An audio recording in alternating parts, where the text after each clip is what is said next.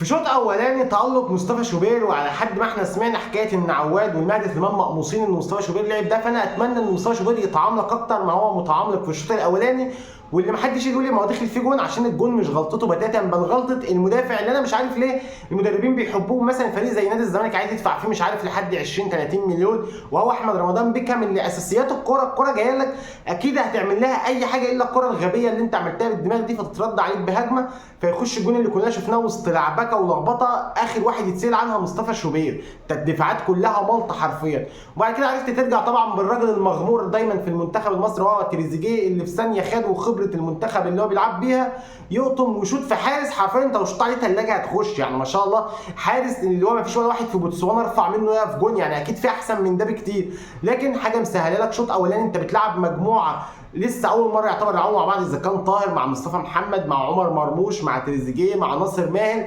حاجات انت فرحان ان هي بتحصل وانا مش معترض. انت حتى لو خسرت الماتش ده رغم انك مش هتخسره ان شاء الله فانت تمام كسبان، انت بتجرب كل اللعيبه. محمد ربيعه ده لسه برده بيثبت نفسه ان هو لا مدافع جاي، وسمعت كلام ان خلاص الاهلي بيخلص فيه، فلعيبه ومجموعه حلوه. انا بس ما مشيتش غير بمصطفى شوبير الراجل اللي النهارده اول ماتش يلعب ليه، وده دايما كان المفروض ده يحصل عشان الراجل ده المفروض بينافس على افضل لاعب داخل القاره وافضل لاعب داخل القاره، فدي حاجه غير طبيعيه ان تحصل لحارس بيلعب احتياطي في النادي الاهلي. الراجل بينافس على جايزتين، مش افضل حارس بس اللي هي من نصيبه ان شاء الله، لا ده بينافس على افضل لاعب نفسه داخل القاره، لاعب من ضمن ال 11 لاعب، فان شاء الله تبقى اي جايزه منه من الاثنين ليه. غير ان النهارده انا مستني طاهر يجيب جول في الشوط الثاني عشان يعادل رقم الملك احمد سيد زيزو مع المنتخب، الراجل اللي طبعا طاهر مع تألقه ده